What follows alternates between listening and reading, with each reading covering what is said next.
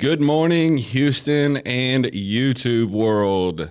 This is the Massive Passive Show presented by Alma Maria, and I am James Haney, one of the hosts, and I'm here with one of our co-hosts, Pat Reisinger, on this cold, crisp morning down here in Houston. How are we doing, Pat? Oh, doing great, but I understand from a conversation earlier that it was like 36 here, but it was a little colder in Ohio, right? Yeah, we were talking about that. That was earlier this week. That one of our friends that we know is up there in Ohio, and she was moving this week, and it was 9 degrees, and I'm like, I wouldn't get out of bed on that day.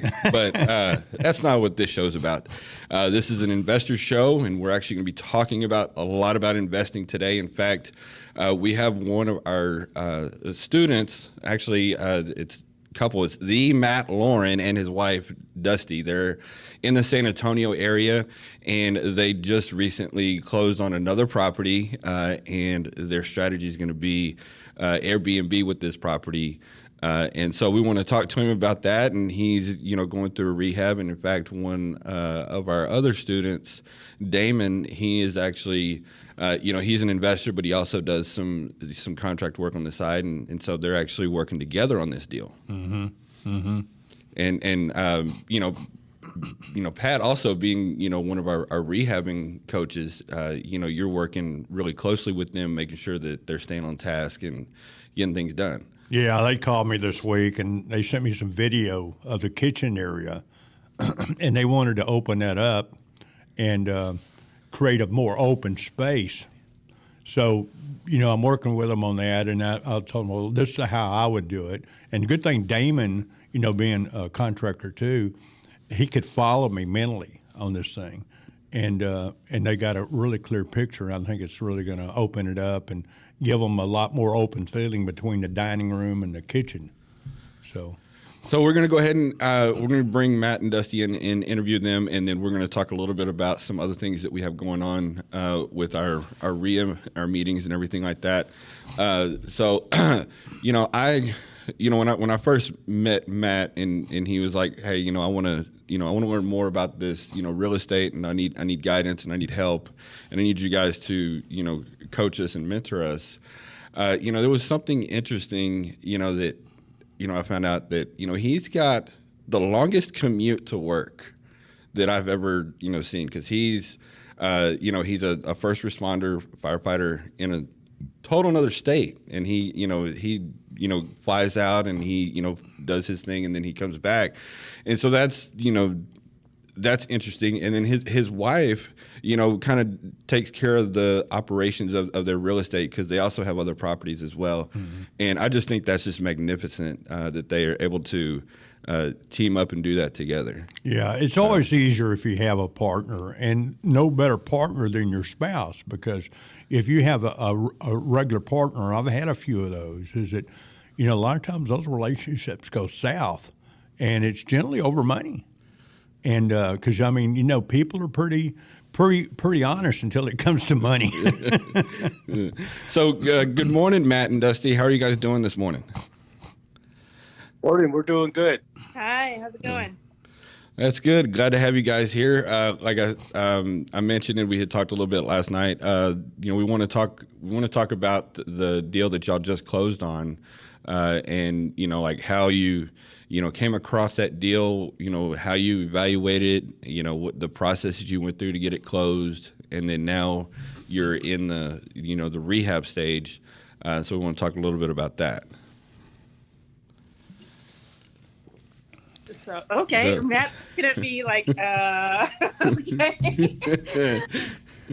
So whoever wants to do most of the talking, that's fine with us. Well, see, Dusty does the bossing, and Matt does the talking, right? I don't know about that, but we actually found this one on market and paid full market value for it. We found it on realtor.com or one of those apps. And we had a friend who's a realtor working with us, and she helped us close the deal and all that stuff. But we we bought it's a little 2-bedroom, 2-bathroom. It's 999 square feet. Cute little backyard, fenced in backyard. Really small, but perfect for what we want to use it for. We're thinking about doing a short-term rental, but not the Airbnb overnight kind of thing, because that part of town unfortunately has restrictions regarding that. So we can do a 30-day lease. So it'd be good for like traveling nurses and that kind of thing. Oh, good. Oh, okay. So you're doing like the short term and 30-day leases. What do the numbers look like, and what kind of cash flow are you anticipating? So as far as the numbers, I have them here in front of me. For cash flow, we should be doing about 530 a month cash flow. And I did some research on what Airbnb and also the other apps and such that nurses typically look on for housing, what they are listing houses like that. And then I also looked at the typical rent. And if you take the typical rent and multiply it by 1.5, you'll get right around 2,300. So, and that seemed like a good price, according to what's out there for Airbnb and all that too, for the month-to-month type places. So we're putting it on for about 2,300, and we should, as far as cap rate, we should have a 7.3%, and cash on cash is 7.1. And then we don't really get much on return on investment until about year 4, but we're not planning on selling it anytime soon. So that's fine. So can I ask a question? Sure. Where do you find your clients? How do you market for that? Oh, as far as like, where do we find the traveling nurses and stuff? Mm-hmm. Oh yeah, there's lots of Well, first of all, they do look on Airbnb and those kind of like VRBO or Airbnb and stuff. So we'll definitely advertise on Airbnb, but there's also other websites like Furnished Finder, and they look on those a lot too. Furnished Finder is actually geared towards traveling nurses specifically, but there are other people who use that site as well, like people just moving to the area that need a place to stay until their house is built, or or IT professionals that can travel, or whatever. So a lot of different people use those kind of sites. So Hal could come up there and stay, right? Hal? Hal Gailey, our engineer and computer tech. We'll give him a special master pass rate. Yeah. So, one of the things I really like about this house is a couple different things. Number one, it was sitting on the market for a while, and we went and saw it. We hemmed and hawed for a few days over it, and then we went ahead and made an offer. They were looking for a full price offer, and appraised for full price, $225. But one of the things that there was a few things they had wrong with it. One was the roof. So we got them to pay for a complete roof repair with our contractors.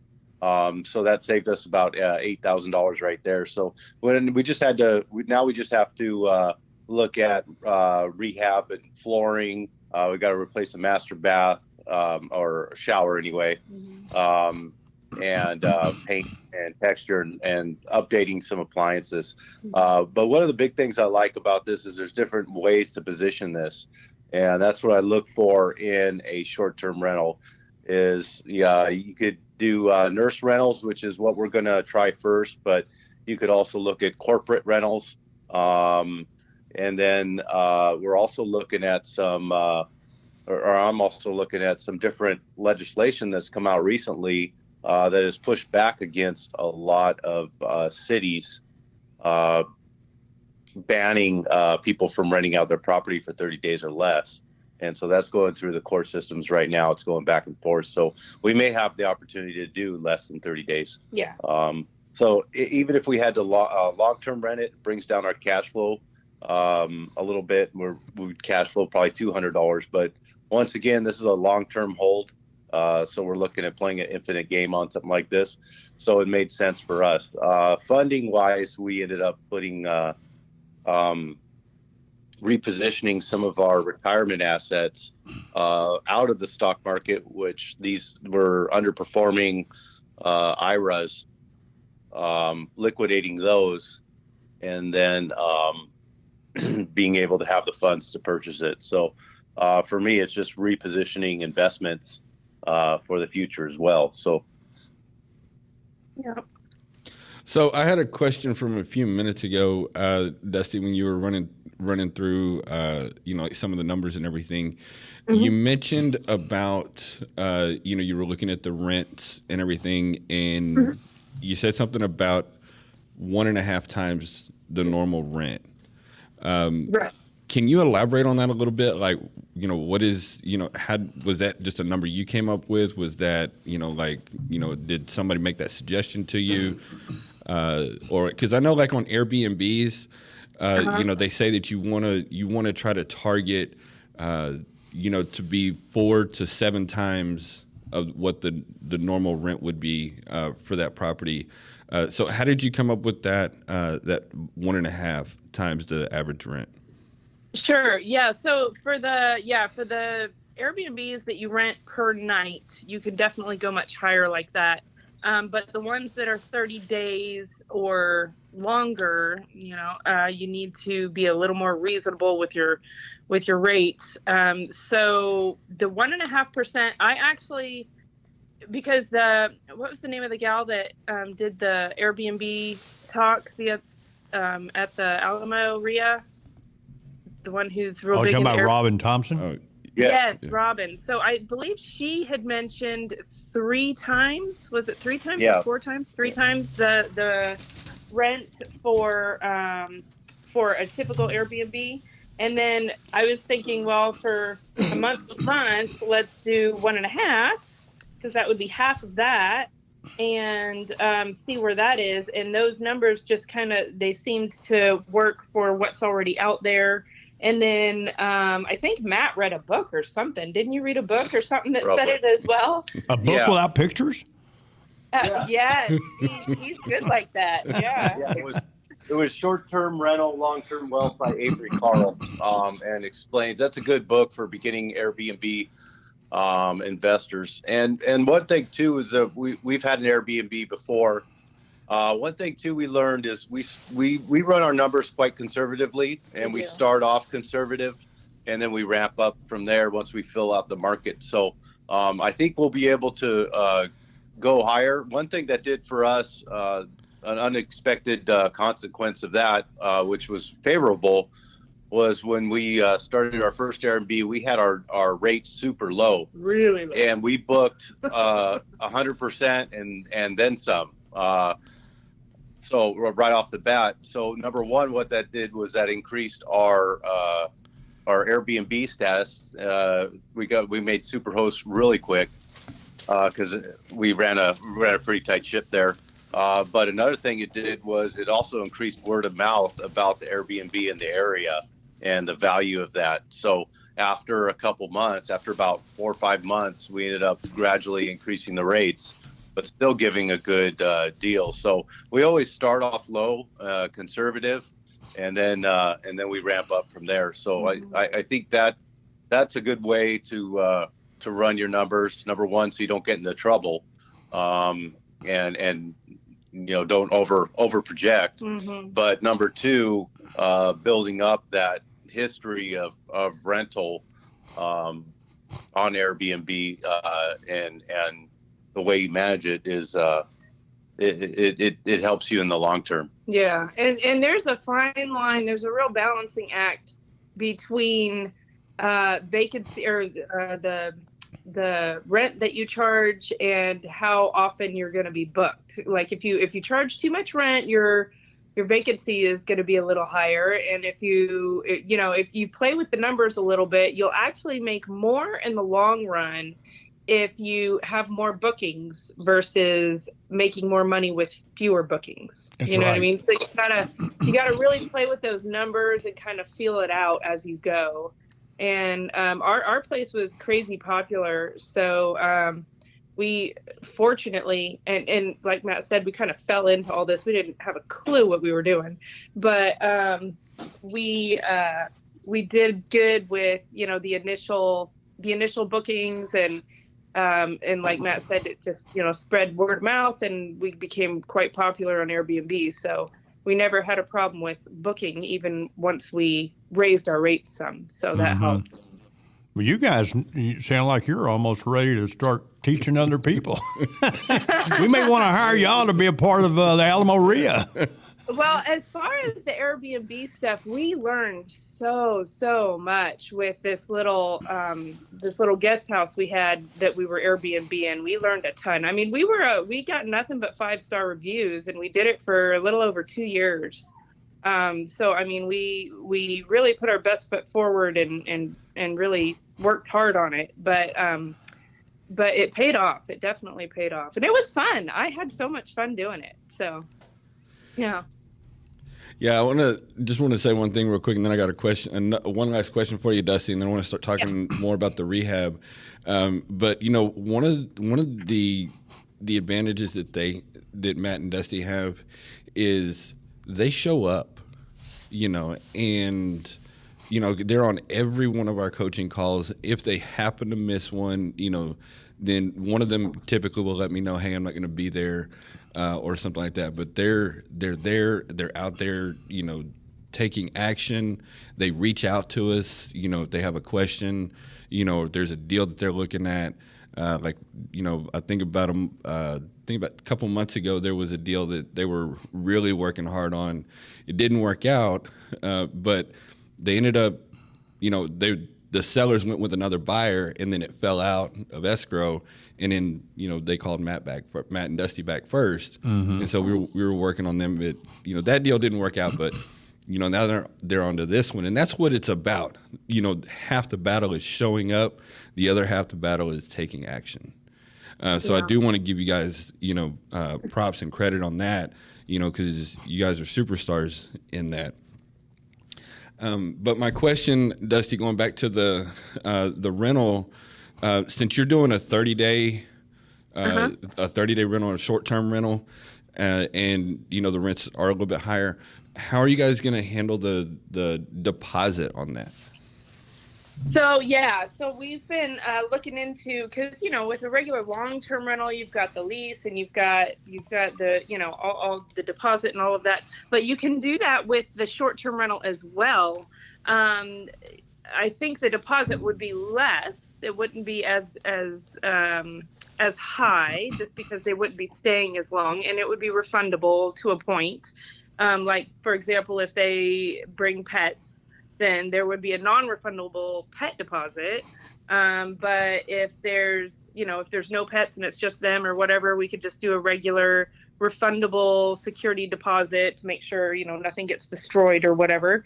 And that is all, actually, if you look at the website Furnished Finder, because it specializes in that kind of thing, you'll see that most of the listings already have that all spelled out right in their listing. It says, this is a refundable security deposit of $2,000 or $500, or, they range all over the place. And then, or, if they have pets, then there is a certain amount that's not refundable, or, so you can play around with the numbers to whatever works for you. And this will be our first, month to month rental, and we are furnishing it, of course, as well. But because this will be our first one, I think we're going to have to play around with those numbers a little bit just to find the right fit. So we're not 100% on, what's good numbers for that just yet, but I'm sure we will find our sweet spot.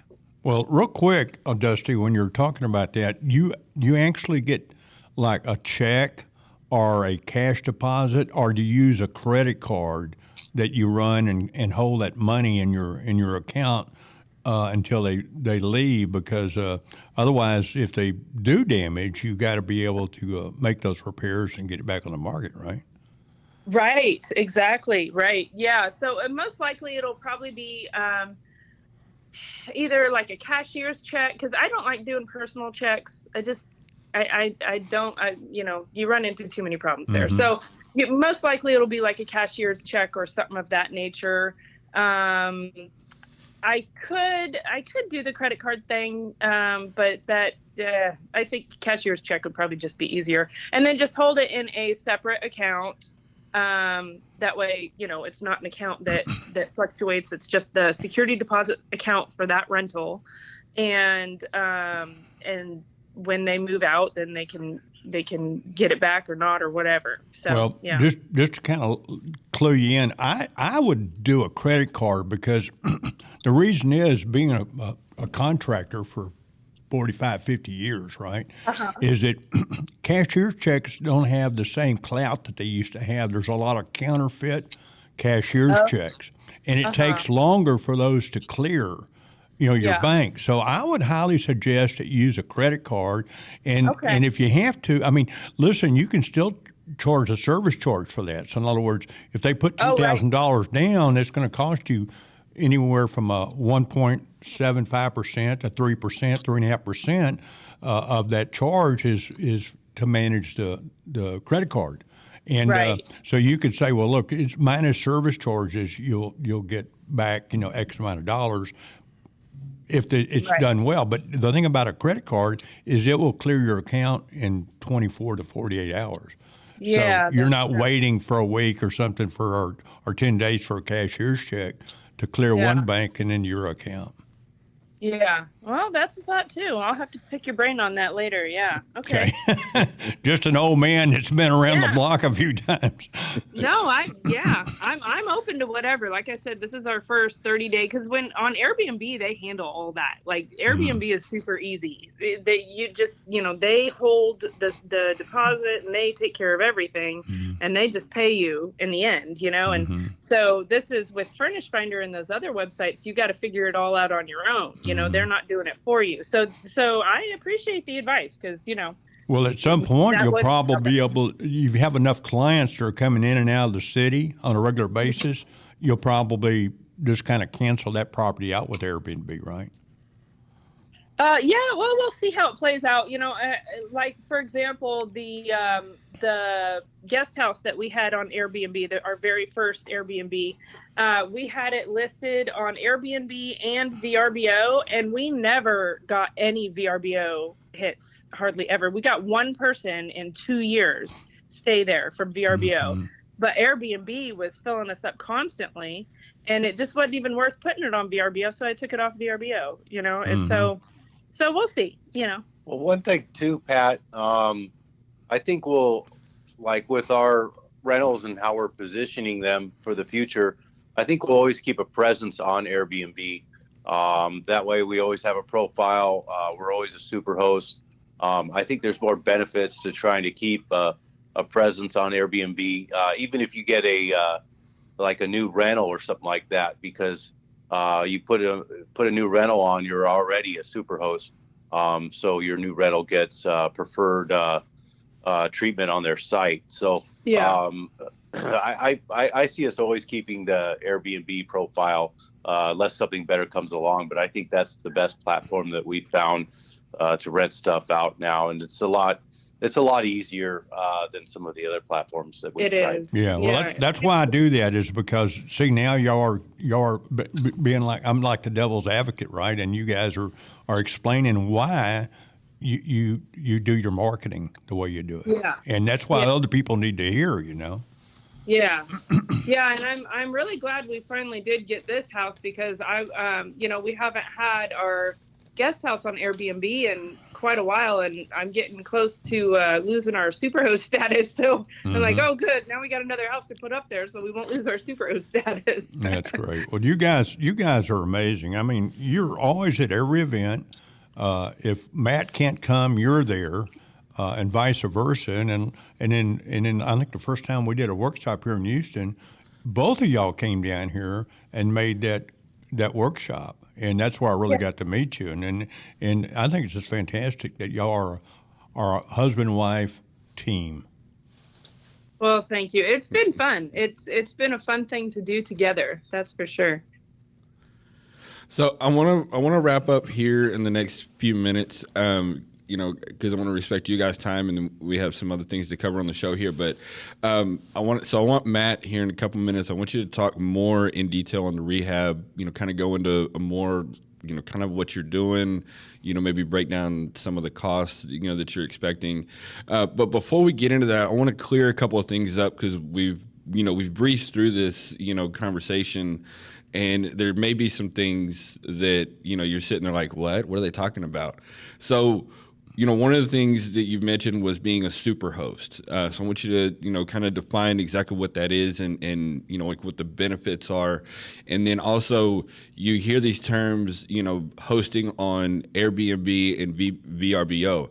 That's kind of like, a listing service for your property. Like if you were to list on, HAR or the MLS, this is a site that you would list your properties on to let people know they can rent your property out for the weekend or the week or whatever they need. And so that's Airbnb and VRBO, and there's other sites out there that do that. But it's just another listing site is what that is. But can one of you guys talk about, like, what is the super host and what's the benefit of it? So a super host it's specific to Airbnb, and I'm sure other platforms have something similar, but Airbnb calls it superhost, and a superhost is someone, well, first of all, they assess everybody that is a host on Airbnb once a quarter, I believe. Let's see, every January, April, July, and October. And then at each assessment, they look at your overall rating. Your overall rating has to be a 4.8 or higher. Your cancellation rate, like you canceling on a guest, has to be less than 1%. Your response rate when a guest contacts you and you respond back, your response rate has to be at least 90%. And you have to have hosted at least 10 stays or 100 nights and 3 stays. So like if you have 3 really, really long stays, it has to be, 100 nights or 3 stays kind of thing. So those are the qualifications for Superhost. And Superhost gets you prime visibility. When people do searches, you'll be at the top of the list, the search list, because you're Superhost. You also get amazing customer service. I'm pretty sure they're pretty good with customer service in general anyway, but as a Superhost, man, they are on it. When you call and you've got a problem, you're not on hold for a half hour. You are somebody is talking to you and solving your problems and taking care of you. And you also get little rebates every now and then. I think it's once or twice a year they give you $100 towards an Airbnb stay for being a Superhost. And then there was something else that they give you that I can't think of right now because it's been so long. But yeah, there's a lot of perks definitely to being a Superhost, and more importantly, a lot of perks to getting your listing out there and people choosing them. Because, on your listing, it says you're a Superhost. So the people know if they stay at your place, it's going to be a good stay, so they are more apt. It's like for me, when I search for Airbnbs, if there's a Superhost or someone else who's not a Superhost, I'll pick the Superhost every time, So it definitely helps in a lot of different ways. So Superhost just basically means, you're delivering great customer service and you're getting getting the job done, taking care of the people that are staying in your properties. Correct. Right. Yeah. You're on it. You're going to do good. So, yeah. So how long do y'all anticipate before this one will be ready to be occupied? Well, we're hoping to have this turnaround in 6 weeks. We're still working through some of the rehab as far as scheduling, and we're not sure about supplies yet because there's a few things we haven't ordered. that we need to get on this week. But we're hoping to have this turned around and rented out and on Airbnb platform in 6 weeks. That's great. Does this house have an alarm in it, or are y'all going to put one?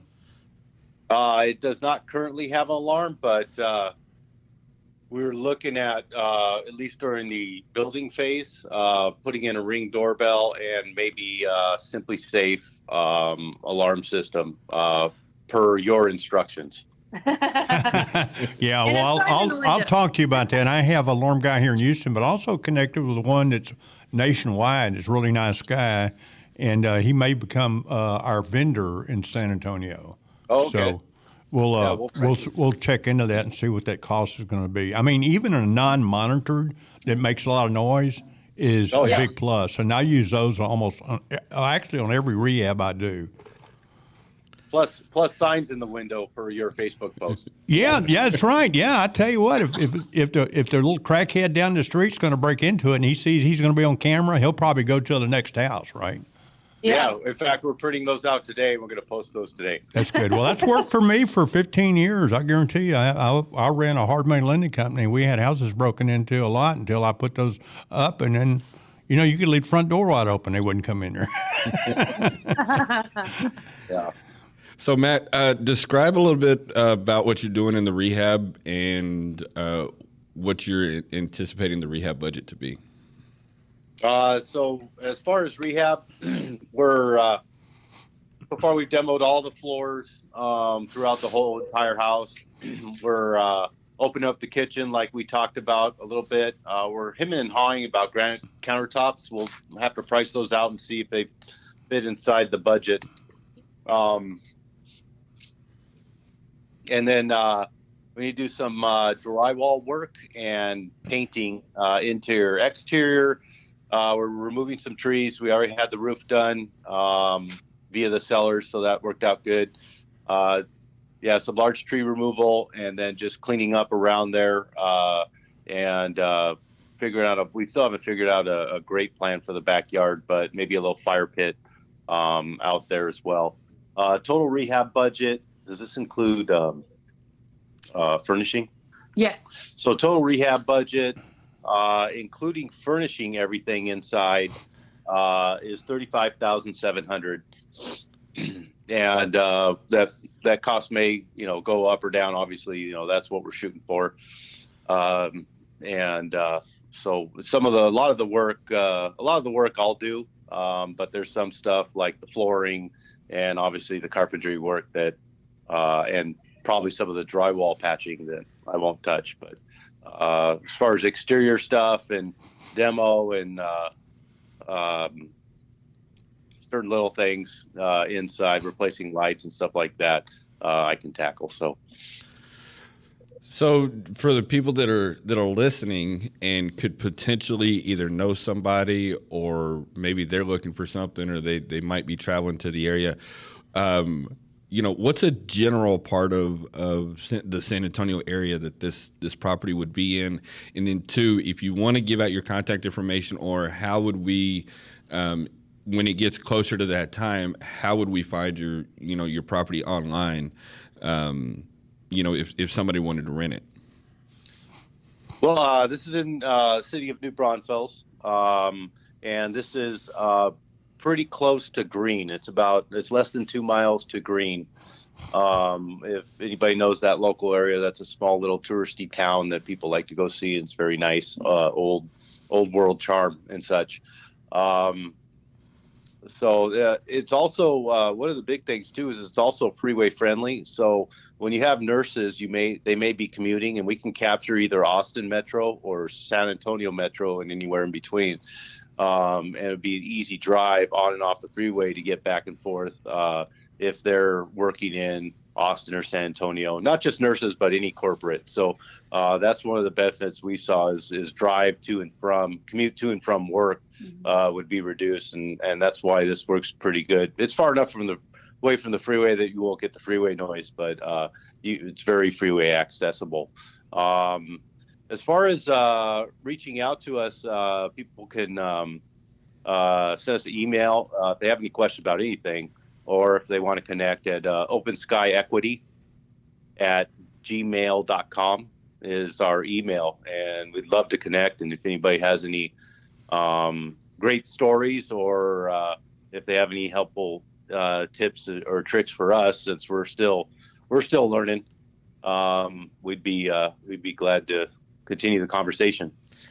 And if you missed any of that, and I just had a thought, and I didn't really do all of my job today, but if you want more information on that property or about anything that we're doing, you can always find our information at massivepassiveshow.com.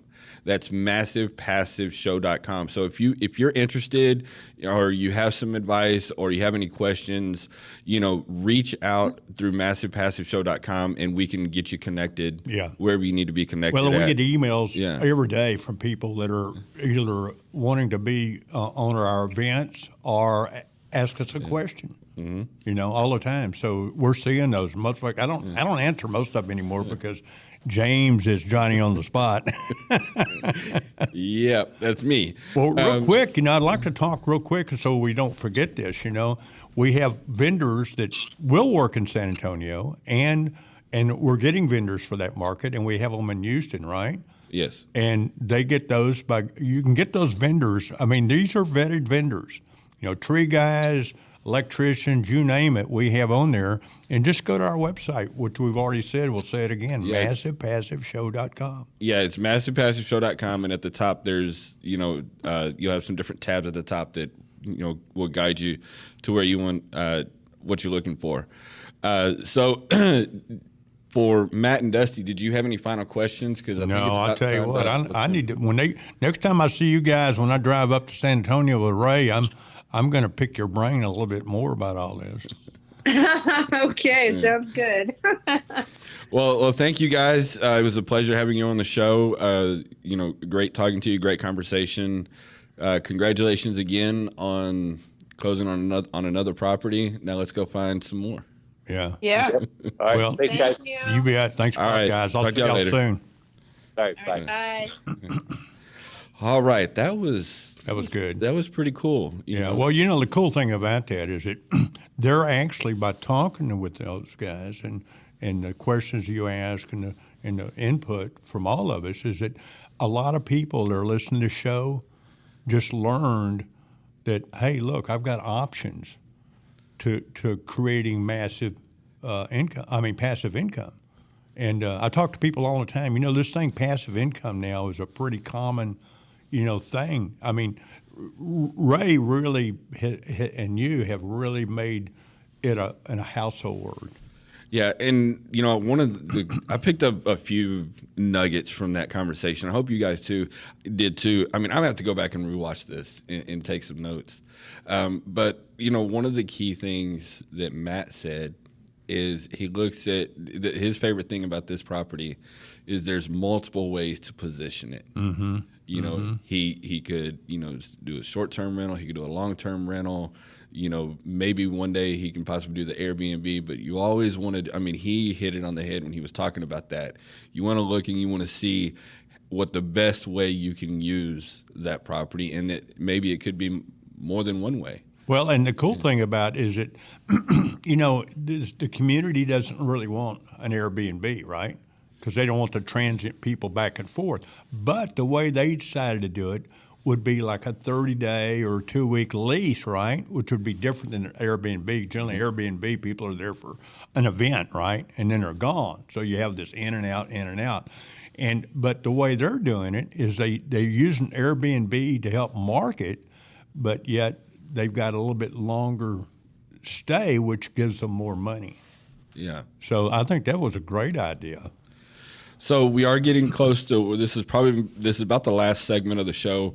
And what I want to dedicate this part of the show is to explain a little bit more about who we are, what we are, is when we, call ourselves Ala Maria or the MassivePassiveShow.com, because sometimes people are like, well, you say on one hand you're Ala Maria and then now you're sending me to MassivePassiveShow.com. Mm-hmm. Okay, well, let me break down a RIA. A RIA is Real Estate Investing Association, and we're part of the National RIA. We're a chapter. We have 2 chapters in the national RIA, Houston and San Antonio, and so we're held to higher standards. We have a code of ethics. We got to have insurance. I mean, there's a lot that goes into it, and we're a community of real estate investors. Buy-in real estate investors.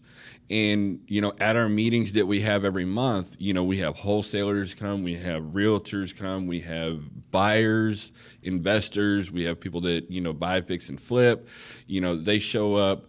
We'll have lenders. We'll have, if it's associated with real estate, you can find them at our meetings on every month. And again, if you go to massivepassiveshow.com, you can find that anything that we do, our events, our YouTube channel, our coaching, you can find all of our information there. So Alamo Maria is about being a real estate community. The Massive Passive Show is how to make the massive passive income, just like the quote unquote case study we just had, where we had that interview where we talked about that deal. That income that they're making is passive income, or that they're going to make on that deal is going to be passive income. You notice she said, Dusty was saying that they're not really going to see a ton of return until like year 4. Okay, that's a long-term play. So they're not focused on, I'm gonna make $10,000 on this assignment fee, or I'm gonna flip it and make $30,000. She's looking down the road. Well, the property has appreciation. You know, and she's looking down the road on how much she's gonna make. They use some of their retirement money, and so now this is actually gonna replace that and grow. And that's what this show is about. How to become an investor. It's great. Go if you're a wholesaler or you're flipping houses, great. That's fine and dandy. But try to get to a point where if you can say, look, I need to try to hold on to one property a quarter, and then once you do that for a couple of quarters, now you're going to say, okay, well, let me try to get 2 properties. Okay, next thing you know, 5 years down the road, you're buying, 5 or 10 properties a year, and you're building your rental portfolio, and you're building up your equity, your net worth, and your cash flow. And before you know it, 5 years down, you put the right plan in place, 3, 5, 7, 10 years from now, you can do what you want. Like I talked to a gentleman the other day who's actually been at our meetings. He's actually going to be at our next meeting as one of the panelists. He sometimes can be kind of tough to get a hold of because he's traveling, and he's fixing to take a month off and be gone for a solid month, and his bank account, it's not going to be affected. Why? Because he has the passive income. Now that's the plan I want to be on. Right. Well, I always say, enough money is where you can buy anything you want, and before the check's clear, the money that you spent's already back in the account. Yeah.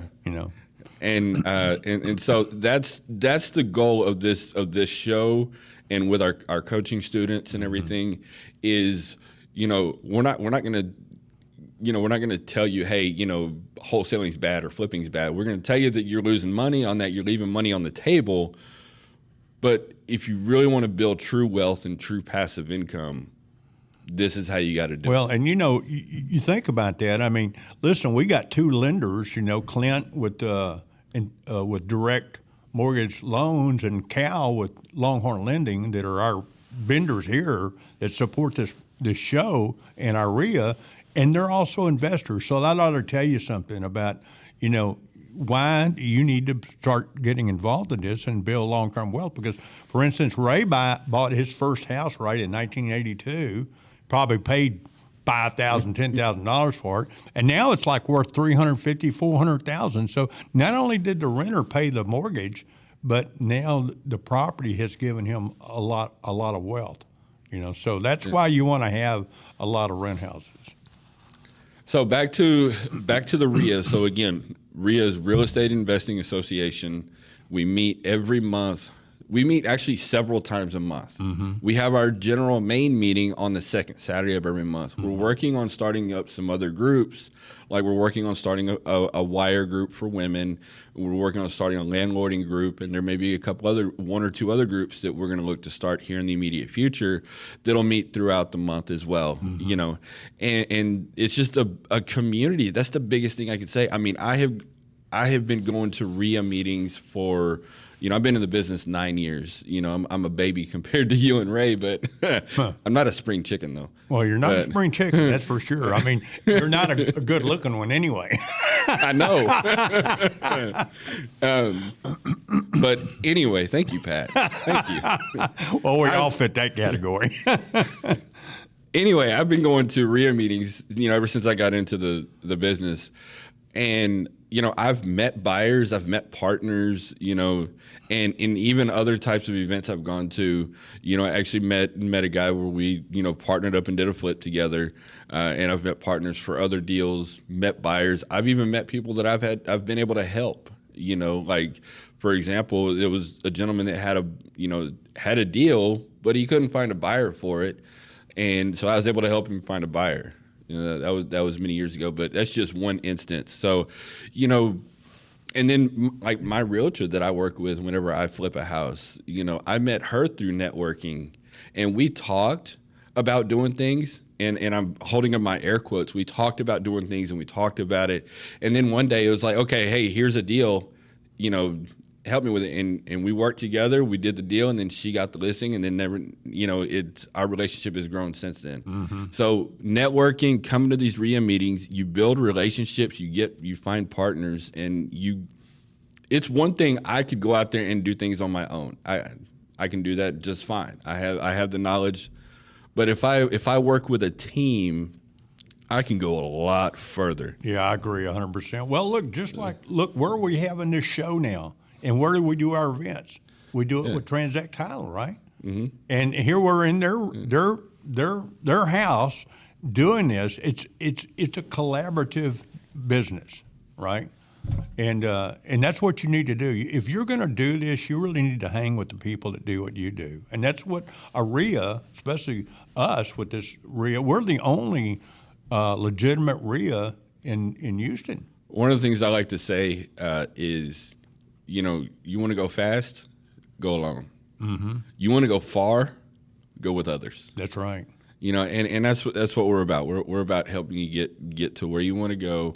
We want to be here to support you, guide you, you know, however we can.